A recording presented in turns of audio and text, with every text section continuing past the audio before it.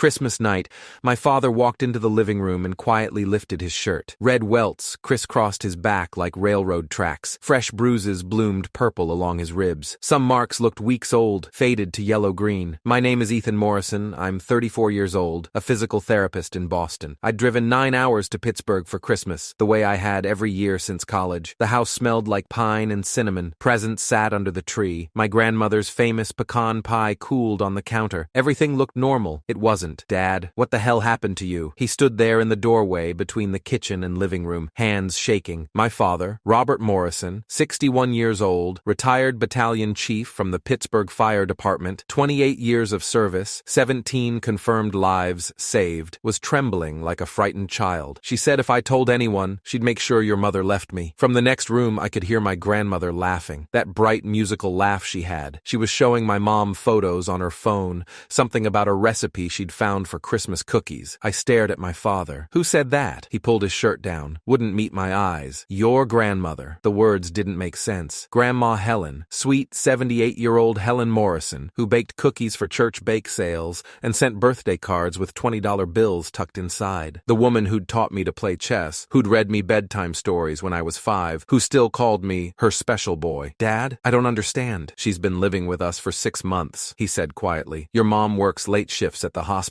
Night charge nurse, remember? 4 nights a week, sometimes 5. Grandma waits until she's gone. My stomach dropped. She uses your mother's wooden spoon, the one from the kitchen, the one with the long handle. Says I'm useless, that I'm the reason Mom has to work so hard, that I'm a failure who couldn't even provide for his own family properly. I'd been a physical therapist for 11 years. I'd seen abuse victims. I knew the signs, the body language, the way people held themselves when they'd been systematically broken down. I'd just never expected to see it in my own father. How long has this been happening? Since the day she moved in, June 15th, 6 months. Half a year of this. Why didn't you tell Mom? His voice dropped to barely a whisper. Because Grandma said she'd lie. Said she'd tell your mother I hit her first. That I was the one being violent. Said she'd make sure I went to jail and died alone. That everyone would believe a helpless old woman over me. He finally looked at me, and his eyes were wet. And your mother loves her mother, Ethan. How could I destroy that? How could I make her choose? In the other room, Grandma Helen's voice rang out. Oh, Patricia, this recipe uses cardamom. Isn't that clever? My mother's response was warm, delighted. Mom, you're going to have to make these for New Year's. I felt like I was standing in 2 different realities simultaneously. Show me everything, I said. Dad led me upstairs to the bathroom. Under the bright fluorescent light, the damage was worse. Welts that formed clear patterns, the edge of the wooden spoon, unmistakable. Bruises in various stages of healing, a timeline written on his skin. There was a mark on his left shoulder blade that looked infected, the skin around it angry and red. I pulled out my phone. I'm documenting this. Ethan, this is evidence, Dad. We need evidence. I took photos from multiple angles, close-ups of individual bruises, wide shots showing the pattern and distribution. I made him turn, lift his arms, show me everything. When we were done, I had 47 photos. Then I opened the voice recorder app on my phone. Tell me everything. Start from the beginning. When she moved in, what she said, what she did. Every detail you remember. He talked for 23 minutes. I stood there listening, my jaw clenched so tight my teeth ached, while my father described 6 months of systematic abuse. It had started small. Criticism about how he loaded the dishwasher. Comments about his weight, his posture, the way he breathed too loud when he slept. Then it escalated. She'd knocked a glass of water out of his hand for not bringing it fast enough, slapped him across the face for forgetting to buy her specific brand of tea, Twining's Earl Grey. Nothing else would do. The wooden spoon came later, around August. She'd found it in the kitchen drawer, tested its weight. This will do nicely, she'd said. The first time she hit him with it, he'd been watching TV. The volume was too loud, apparently. She'd struck him across the shoulders 3 times before he'd even processed what was happening. After that, it became routine. Any perceived slight, any mistake, any moment when Mom wasn't home, the spoon came out. She keeps it in her room now, Dad said, under her pillow. What names does she call you? He flinched. Worthless, lazy, failure, burden. She says I'm the reason Mom had to go back to work, that if I'd been a real man, I could have supported the family on my pension. His voice cracked. I saved people from fires, Ethan. I ran into burning buildings for a living, and I let a 78-year-old woman beat me with a kitchen utensil because I was too afraid to tell anyone. This isn't your fault, isn't it? I wanted to put my fist through the wall. Instead, I took a breath. I need to see the spoon. We went downstairs. The house had that specific Christmas night quiet. Dishes done, leftovers put away, the peaceful lull after a big meal. Mom and Grandma were in the living room now, watching It's a Wonderful Life on TV. I went to the kitchen, opened the drawer where Mom kept her cooking utensils. Spatulas, whisks, ladles, no wooden spoon. She moved it, Dad whispered behind me. When you arrived this morning, she took it to her room. I nodded, pulled out my phone, photographed the empty drawer anyway. Evidence of absence. Then I went to my car, got my laptop, and the portable scanner I kept for work documents. Set everything up at the kitchen table. While Dad sat on the couch in the den, looking smaller than I'd ever seen him, I created a file. I imported all the photos from my phone, organized them chronologically by the age of the bruises, made notes about which injuries corresponded to which incidents from his testimony, cross-referenced dates with Mom's work schedule. I pulled it from the hospital portal, since I still had her login from when I'd helped her submit her vaccination records in 2021. Every night Mom worked late. There were new injuries. The pattern was unmistakable. I was 3 hours into documentation when I heard my grandmother's voice from the living room. "Ethan, come say goodnight before I head to bed, sweetheart." I saved my work, closed the laptop, walked into the living room. Mom was on the couch, phone in hand, probably texting one of her sisters about the holiday. Grandma Helen sat in the recliner that had been Grandpa's before he died, the good chair, the one with the perfect lumbar support and the heated massage function. She wore a soft pink cardigan, and her reading glasses hung from a chain around her neck. She looked like a Norman Rockwell painting. "There's my favorite grandson." She smiled at me, warm and genuine. "Did you get enough pie?" I made 2, just to be sure. The cognitive dissonance was staggering. I sat down in the chair across from her, kept my voice level. "Grandma, I have a question. How do you think Dad got those bruises all over his back?" Mom's head snapped up from her phone. "What bruises?" Grandma's smile didn't falter, but something flickered in her eyes. "What are you talking about, honey?" "The ones from being hit with a wooden spoon. The one with the crack in the handle from being used so many times." The room went silent. Even the TV seemed to fade into background noise. "Ethan," Mom said carefully, "what are you talking about?" I pulled out my phone, opened the photo gallery, handed it to her. She scrolled through the first 3 images. Her hand flew to her mouth. "Oh my God, he's lying," Grandma said quickly. Her voice had changed, sharper, with an edge I'd never heard before. "Robert's clumsy. You know that, Patricia. He probably fell in the garage. You know how he's always tripping over his tools." "Really?" I opened my voice recorder app. "Let's hear what he said happened." I pressed play. Dad's voice filled the room, quiet, broken, describing in careful detail how his mother-in-law had spent 6 months turning his home into a prison. Mom stood up without a word, walked into the den, came back with Dad, her hand locked around his wrist like she was afraid he'd disappear. "Show her," I said. Dad hesitated, looked at me, at Mom, at Grandma, who sat rigid in Grandpa's chair. "Please, Dad." He lifted his shirt. Mom made a sound I'd never heard her make before, somewhere between a gasp and a sob, a noise that came from deep in her chest. She reached out like she wanted to touch him, then pulled her hand back, afraid of causing more pain. Grandma stood up. "This is absolutely ridiculous. He's making this up to turn you against me, Patricia. You know how manipulative he can be." "Sit down," I said. My voice was cold, flat, the tone I used with combative patients who tried to refuse treatment. It worked in the clinic. It worked here. Grandma sat. I opened my laptop. "While you were saying goodnight and watching Jimmy Stewart, I prepared a few things. First, there's a police report I can file. I have 47 photographs, medical evidence showing injuries in various stages of healing, audio testimony, documentation of dates and times that correspond with Mom's work schedule." Grandma's face had gone pale. "Second, there's an email ready to send. Every member of our family, every friend you have, everyone in your church group at St. Andrews, with all the evidence attached as PDFs. You wouldn't dare," she whispered. "Try me. You beat a man who spent 28 years running into burning buildings to save people. You terrorized him in his own home. You made him afraid to tell his wife that he was being abused." Mom was crying now, still holding Dad's wrist. He'd lowered his shirt, but he looked shattered, like something inside him had finally broken. I looked directly at Grandma Helen. "Here's what happens next. Tomorrow morning, actually, in about 8 hours since it's nearly 1 a.m., you pack your things. You move into an assisted living facility. Dad and I already called ahead while you were watching the movie. Sunrise Senior, living on Bakerstown Road, has a room available. It's actually very nice. Memory care wing, 24/7 nursing staff, all meals included. I'm not going anywhere." Her voice was steel now, all pretense of sweetness gone. "Yes, you are, because if you're still in this house by noon tomorrow, the police report gets filed. The email gets sent to 47 people, and you spend whatever time you have left watching everyone you know learn exactly what kind of person you really are." Grandma's hands were shaking. She gripped the arms of Grandpa's chair. "Patricia, you can't seriously be listening to this." "Mom?" I looked at my mother. Her face was streaked with tears, mascara running. "Your choice, Dad or Grandma." She didn't even hesitate. She looked at her mother, the woman who'd raised her, taught her to bake, held her hand through through 2 miscarriages and Dad's cancer scare in 2015, and her voice came out like steel wrapped in ice. Get out of my house. Grandma's mouth opened, closed. The mask had completely fallen away now. What was left was just a cruel old woman who'd finally been caught. If you ever contact Dad again, I said quietly, if you ever try to see him or call him or send him a card, the email sends automatically. I'm not pressing charges today, but that can change. Instantly, I stood up, walked across the room to where Dad sat on the couch, Mom still gripping his wrist like a lifeline. I put my hand on his shoulder. You're safe now, I said. He started crying, actually crying, the way I'd never seen him cry even at Grandpa's funeral. Mom pulled him into her arms and he collapsed against her. This man who'd carried unconscious people down ladders and performed CPR on strangers and never once complained about the nightmares he had from the worst calls. Grandma sat in the recliner for another minute. Then she stood up, smoothed her pink cardigan, and walked upstairs without another word. The next morning, her bags sat by the front door at 11:47 a.m. 4 suitcases and a garment bag. She'd packed during the night. I'd heard her moving around, opening drawers, the sounds of someone dismantling a life. The van from Sunrise Senior Living arrived at 11:52. I answered the door. 2 staff members, Sharon Mendez, activities coordinator, and Robert Kim, admissions counselor. They'd both been very understanding when I'd called at 10:30 p.m. on Christmas night. We appreciate you taking a resident on such short notice, I said. Sharon smiled professionally. We're here to help. Is Mrs. Morrison ready? Grandma appeared at the top of the stairs. She was wearing her good coat, the wool one with the fur collar. Her hair was perfect, her makeup flawless. She looked like she was going to brunch, not being expelled from her daughter's home. She came down the stairs slowly, gripping the railing, stopped in front of Mom. Patricia? Don't, Mom said. Her voice was raw from crying. She'd been up all night with Dad, holding him while he finally told her everything. Just go. Grandma looked at me, then at Dad, who stood behind Mom like he needed her as a shield. You'll regret this, she said quietly. The only thing I regret, I said, is not visiting sooner. She gave us one last look, pure hatred. Then Sharon and Robert took her bags, guided her gently to the van, and she was gone. Dad stood in the doorway watching until the van turned the corner. Then he closed the door, leaned against it, and started crying again. Mom called out of her next shift, called out of the one after that too. She spent the week at home with Dad, and I extended my visit, working remotely from their dining room table. On December 27th, I took Dad to Dr. Marcus Chen, family physician with 18 years in practice. Dr. Chen examined every injury, photographed everything from a medical perspective, wrote a detailed report documenting signs of repeated blunt force trauma consistent with the instrument Dad described. Mr. Morrison, Dr. Chen said quietly, I'm a mandatory reporter. I need to file a report with Adult Protective Services. Dad nodded. I know. The report was filed that afternoon. Sarah Vance from APS, 12 years in elder abuse investigation, came to the house on December 29th. Dad gave his statement again. She reviewed all the evidence, my photos, Dr. Chen's medical report, the audio recording, Mom's work schedule that perfectly aligned with the injury timeline. This is one of the most thoroughly documented cases I've ever seen, she said, looking at me. Are you in law enforcement? Physical therapist, but I watch a lot of true crime documentaries. She almost smiled. We'll be opening a full investigation, and I'll be making a recommendation to the DA's office. On January 3rd, Detective James Rodriguez, 9 years in the domestic violence unit, called me. Mr. Morrison, we've reviewed the evidence package from APS. We'd like to move forward with charges, assault, elder abuse, terroristic threats, but we need your father's cooperation. I handed the phone to Dad. He was silent for a long moment. Then, do it. Grandma Helen was arrested on January 8th at Sunrise Senior Living. Apparently, she'd been making the staff miserable, complaining about everything, throwing food, calling the night nurses incompetent. When the police showed up, she screamed that this was all a misunderstanding, that she was the victim. Sharon Mendez, the activities coordinator, gave a statement that Grandma had made multiple concerning comments about teaching ungrateful family members lessons and knowing how to make people behave. The arraignment was January 15th. Grandma pleaded not guilty. Her attorney, some public defender who looked exhausted before the hearing even started,